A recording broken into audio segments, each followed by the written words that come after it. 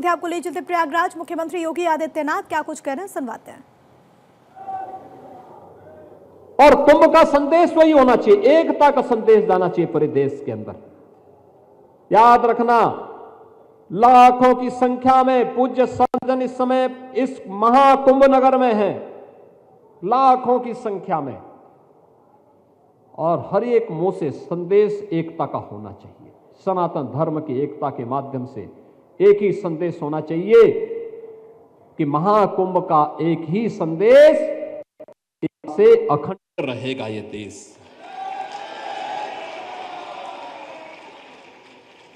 त्रिवेणी का संदेश, एकता से अखंड रहेगा ये देश, और अखंड रहेगा ये देश तो सनातन धर्म भी सुरक्षित है, भारत की हर उपासना विधि भी सुरक्षित है, पूज्य संत भी सुरक्षित हैं, और अयोध्या की तरह जो आपकी तमन्ना है वह तो सब साकार होना ही होना है।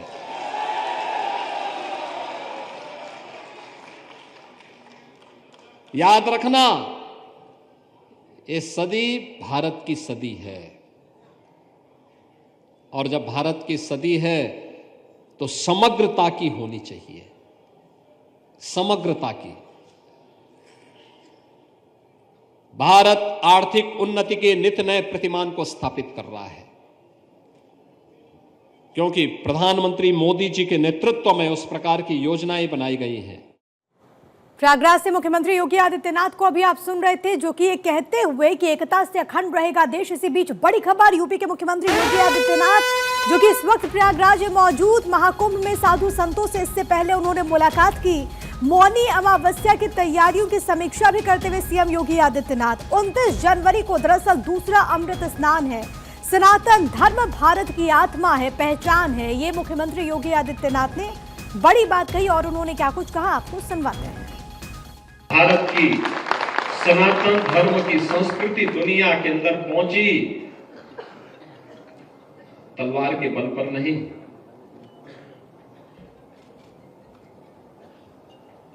अपने सद्भाव के उपदेश के माध्यम से पहुंची। दक्षिण पूर्व एशिया के तमाम देशों में आप जाएंगे, जहां भी सनातन धर्म पहुंचा है, भारत की सनातन संस्कृति पहुंची है, वहां पर उन्होंने अपने कार्य से, अपने व्यवहार से, वहां पर भारत के मूल्यों और आदर्शों ने वहां के समुदाय को अपनी ओर आकर्षित किया, सनातन धर्म के मूल्यों के साथ उन्हें जोड़ने का काम किया। आज भी आप दुनिया के अंदर देख सकते हैं, दुनिया के तमाम ऐसे देश हैं जो और हिंदू होने के बावजूद भी जिन्होंने राम की, कृष्ण की या फिर बुद्ध की परंपरा को स्वीकार किया है और बड़े गौरव के साथ उस परंपरा के साथ जुड़ने में अपने आप को गौरवान्वित महसूस करते हैं। आप इंडोनेशिया में चले जाइए, उपासना विधि इस्लाम है, लेकिन कोई उनसे पूछेगा, किसी इंडोनेशिया वासी से कोई पूछेगा कि आपके पूर्वज कौन हैं, तो कहेंगे राम हमारे पूर्वज हैं। आप कंबोडिया में चले जाइए, लाओस में चले जाइए, आप वहां पर जाकर के पूछिए, थाईलैंड में चले जाइए, पूछेंगे कौन है, तो लोग कहेंगे कि हमारे पूर्वज तो बुद्ध थे, महात्मा बुद्ध थे, तो बुद्ध के साथ अपना संपर्क संवाद बनाते हैं। आप दुनिया के अंदर किसी न देश में जाइए, किसी न किसी रूप में भारत के साथ वे जुड़ते हुए दिखाई देते हैं। एक अंधकार का युग था, आज से उभर करके हम लोग फिर आगे बढ़ रहे हैं, लेकिन जितना सकारात्मक माहौल है उतनी ही चुनौतियां भी होती हैं, उतनी ही चुनौतियां भी होती हैं। पर याद रखना, कोई भी धर्म, हमें दो चीजों का ध्यान बहुत मजबूती के साथ रखना होगा। सनातन धर्म एक विराट वट वृक्ष है, उसकी तुलना किसी झाड़ और झंकार से नहीं करनी चाहिए, छोटेपन से नहीं करनी चाहिए। दुनिया के अंदर अन्य संप्रदाय हो सकते हैं, पंथ हो सकते हैं, सेक्ट हो सकते हैं, उपासना विधि हो सकती है, धर्म तो एक ही है, वह सनातन धर्म है, यही मानव धर्म है। हमारा खड़दर्शन संप्रदाय भारत के अंदर जन्मे में जितनी भी उपासना विधियां हैं, वे पंथ और संप्रदाय की उपासना विधि से भले ही अपने संप्रदाय के साथ जुड़े हुए हों, लेकिन निष्ठा और आत्मा सबकी सनातन धर्म में बसती है। इसीलिए तो हम सब एक साथ यहां बैठे थे, एक साथ बैठे, कोई भेद नहीं। जब हम संत एक साथ मिलते हैं तो ऐसे मिलते हैं जैसे गुरु भाई मिल रहे हो आपस में, कोई भेद नहीं होता।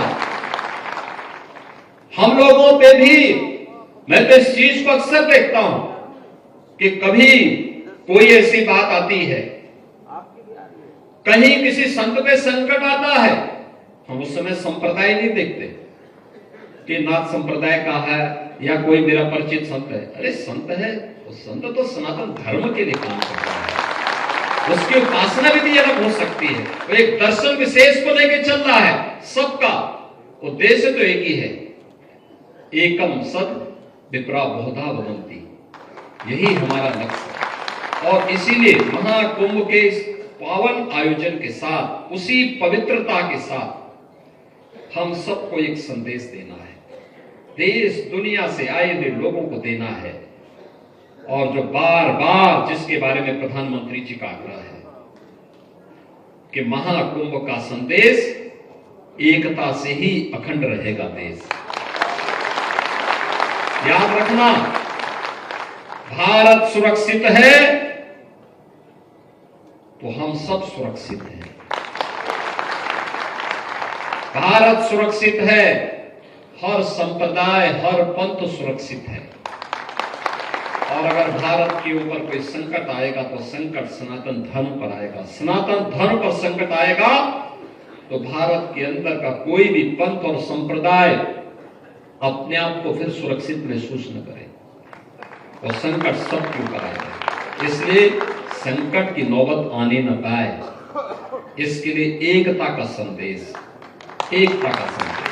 आपने देखा होगा क्या पवित्र भाव के साथ महाकुंभ का आयोजन, कोटि कोटि श्रद्धालु आ रहे हैं। आज यहाँ पे प्रयागराज में कुंभ क्षेत्र में, कुंभ मेला क्षेत्र में, कुंभ महानगर, इस कुंभ महानगर में 2 करोड़ श्रद्धालु वर्तमान में इस समय यहां पे है। सभी सड़कें चौक हो चुकी है, एकदम भरा हुआ है और लगातार ये चलेगा। आप अनुमान करिए, हमारे पूज्य संत जन दुनिया के तमाम देशों में जाते हैं। पूज्य अवधेशानंद जी महाराज, पूज्य परमात्मानंद जी महाराज, पूज्य निर्मलानंद नाथ जी महाराज, अन्य हमारे पूज्य संत जन दुनिया के तमाम देशों में जाते हैं। आप मुझे बताइए कि पिछले 10 दिनों के अंदर महाकुंभ के संगम में, त्रिवेणी के पावन संगम में 10 करोड़ से अधिक श्रद्धालु अब तक स्नान कर चुके हैं कल। और अगले 35 दिन के अंदर, जो बचे हुए 35 दिन हैं, इन 35 दिनों में ये संख्या पहुंचेगी 45 करोड़ तक। दुनिया के अंदर कितने देश हैं? दुनिया के अंदर कितने देश हैं जो 45 करोड़ लोगों को एक अस्थायी सिटी में आमंत्रित करके उनको जोड़ने का संदेश दे रहा है? और दुनिया के अंदर कौन सा ऐसा देश है और जहां पर कोई भूखों नहीं सो सकता? किसी भी अखाड़े में जाएंगे, किसी भी शिविर में जाएंगे, वहां पर उसको 2 जून की रोटी मिल जाएगी, आशीर्वाद भी मिलेगा, दक्षिणा भी मिलेगा और प्रसाद भी प्राप्त होगा। क्योंकि सनातन धर्म ही दे सकता है।